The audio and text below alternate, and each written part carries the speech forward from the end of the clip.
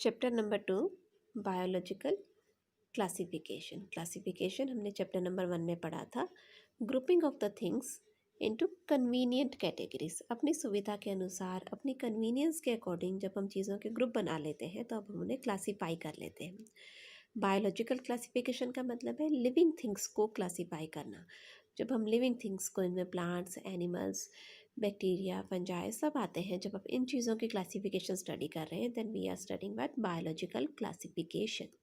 So earlier system of classification, ये जो system of classification है ये चेंज होता रहा है। पहले क्लासिफिकेशन बेस्ड अपॉन था यूजेस पे, the uses such as food, shelter, medicine, fuel, इन चीज़ों के अकॉर्डिंग हमने लिविंग थिंग्स को क्लासीफाई करना शुरू कर दिया। जिन चीज़ों से फूड मिलता है उनको फूड वाले ग्रुप में डाल दिया, जिन चीज़ों को बर्न करके आप एनर्जी ले सकते हो उनको फ्यूल वाले ग्रुप में बना दिया, जो दवाइयों की तरह काम करते हैं प्लांट्स उनको आपने मेडिसिन वाले ग्रुप में डाल दिया, and so on depending upon the uses. So ये जो क्लासिफिकेशन था ये कोई साइंटिफिक मेथड नहीं था, ये कॉमन मैन की क्लासिफिकेशन थी। इसके बाद सबसे पहले आए एरिस्टोटल।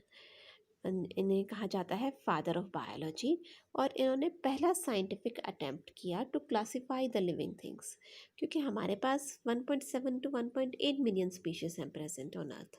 अब इनको जब तक हम क्लासिफाई नहीं करेंगे तो इनको स्टडी करना बहुत मुश्किल हो जाएगा। तो उन्होंने प्लांट्स को क्लासीफाई किया according to their morphological characteristics. Morphological characteristics वो कैरेक्टरिस्टिक्स जो हमें एक्सटर्नली दिखते हैं, हमें अपनी नेकेड आई से दिखते हैं, जिन्हें हम देख के पहचान सकते हैं अपनी आंखों से, उन्हें कहा जाता है मॉर्फोलॉजिकल कैरेक्टरिस्टिक्स। तो अगर ग्रीन स्टेम्स हैं तो वो प्लांट को क्लासीफाई कर दिया हर्ब्स में, अगर वो बुशी हैं तो उन्हें क्लासीफाई कर दिया श्रब्स में, बहुत बड़े बड़े प्लांट्स हैं तो उनको क्लासीफाई कर दिया ट्रीज में। तो ये देखिए इनका क्लासिफिकेशन हो गया, अलग अलग ग्रुप्स में बांट दिया। क्या क्राइटेरिया था कि वो दिखते कैसे हैं। इसके बाद एनिमल्स, एनिमल्स को क्लासीफाई किया गया on the basis of having red blood cells और not no red blood cells. अगर किसी एनिमल के पास रेड ब्लड सेल्स है, उसका ब्लड रेड इन कलर है, तो उसके लिए एक ग्रुप बना दिया जिसको कहा गया एनाइमा। और अगर उसके किसी भी एनिमल के अंदर रेड ब्लड सेल्स नहीं है और उनके अंदर रेड ब्लड सेल्स नहीं है, आरबीसीज एब्सेंट है, तो उनके ग्रुप का नाम दे दिएगा अनाइमा। सो रेड ब्लड सेल्स का प्रेजेंस और एब्सेंस, इस बेसिस पे एनिमल्स को डिवाइड किया गया। अगर रेड ब्लड सेल्स प्रेजेंट हैं तो अनाइमा, और अगर रेड ब्लड सेल्स एब्सेंट हैं तो anaima. This was the basis of classification given by Aristotle. Second is the two system classification, two kingdom classification. इसे दिया गया था कैरलस लीनियस ने। इन्होंने क्लासीफाई किया दो ग्रुप्स में सारे लिविंग ऑर्गेनिजम्स को। One group was the plant, other group was the animals. अब ये दो बेसिक क्लासिफिकेशंस तो कर दी, और ये प्लांट्स और एनिमल्स ऐसे ग्रुप हैं जो हमेशा कांस्टेंट रहेंगे। जब इन्होंने क्लासीफाई किया, एरिस्टोटल ने क्लासीफाई किया तो भी उनको प्लांट्स और एनिमल्स ने किया, लिनियस ने किया तो भी इनको प्लांट्स और एनिमल्स में किया। आगे आने वाले जितने भी हमारे साइंटिस्ट थे सब ने ये दो ग्रुप्स तो कांस्टेंट रखे, इनके साथ और ग्रुप्स ऐड होते चले गए। So these are the basic systems of classification. Plants और एनिमल्स को हम उनके एक्सटर्नल कैरेक्टरिस्टिक्स देख के ही पहचान सकते हैं, पर इस क्लासिफिकेशन सिस्टम को यूनिवर्सली एक्सेप्ट नहीं किया गया। आज हम ये टू किंगडम क्लासिफिकेशन नहीं पढ़ते हैं, हम पढ़ते हैं 5 किंगडम क्लासिफिकेशन।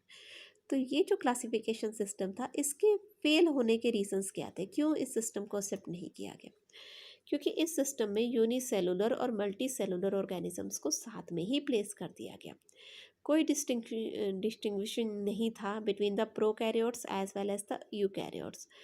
जो प्रोकैरियोटिक और यूकैरियोटिक सेल स्ट्रक्चर है उनके बेसिस पे डिफ्रेंशिएट नहीं किया गया। फोटोसिंथेटिक और नॉन फोटोसिंथेटिक प्लांट्स को भी इकट्ठा कर दिया गया। बहुत सारे ऑर्गेनिजम्स थे जिनको इस क्लासिफिकेशन सिस्टम के अकॉर्डिंग कोई भी ग्रुप नहीं मिला, जैसे कि बैक्टीरिया हो गए, फंजाई हो गए, क्लासीफाई कर ही नहीं पा रहे थे कि वो प्लांट है या एनिमल है।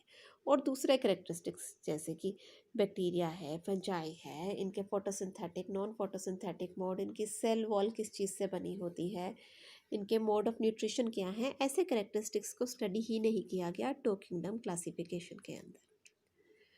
तो प्लांट्स के अंदर प्लांटे के अंदर जब क्लासिफिकेशन की गई तो उसमें बैक्टीरिया, ब्लू ग्रीन एल्गी, मोस, फंजाई, इन सबको इकट्ठा ग्रुप में डाल दिया गया। यहाँ देखिए यूनिसेलुलर और मल्टी सेलुलर। बैक्टीरिया क्या है? यूनिसेलुलर।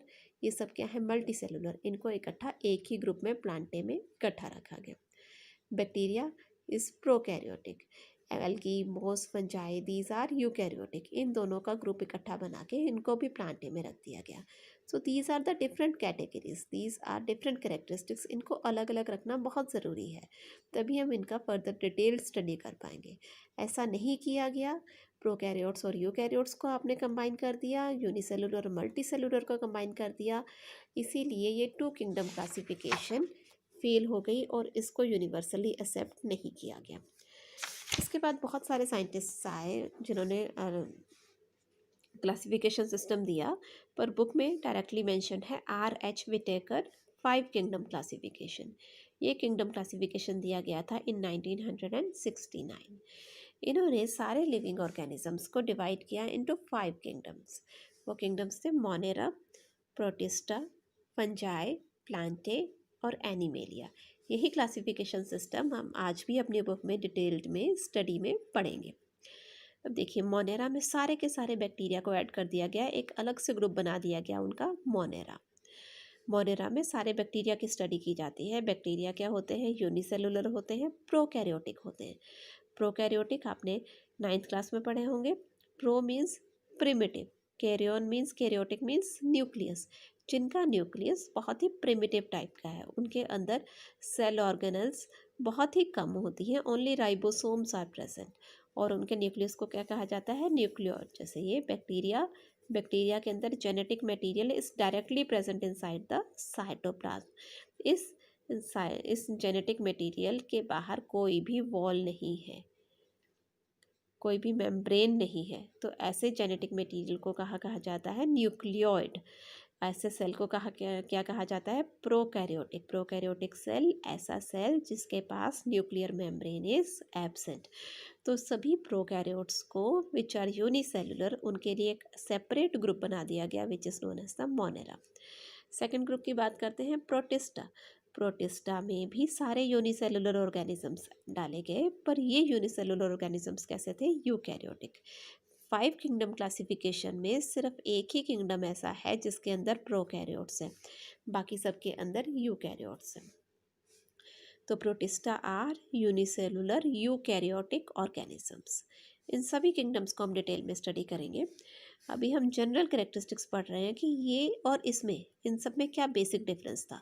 तो मोनेरा में यूनिसेलुलर प्रोकैरियोट्स थे, प्रोटिस्टा में यूनिसेलुलर यूकैरियोट्स थे, फंजाई में भी। अब फंजाई में यहाँ यूनिसेलुलर से हम बढ़ गए मल्टी सेलुलर की तरफ। अब बाकी तीनों किंगडम क्या दिखेंगे हमें? Multi cellular. अब फंजाई जो है वो है मल्टी सेलुलर और साथ में क्या है? यूकैरियोटिक। और यहाँ देखिए एनिमेलिया भी जो है वो भी मल्टी सेलुलर और यूकैरियोटिक है। तो हमने इन दोनों के लिए अलग अलग ग्रुप क्यों बनाए? क्योंकि जो फंजाई है उसके पास जो सेल वॉल है that is made up of chitin, और जो एनिमेलिया हैं, एनिमल्स हैं, उनके पास कोई भी सेल वॉल नहीं है।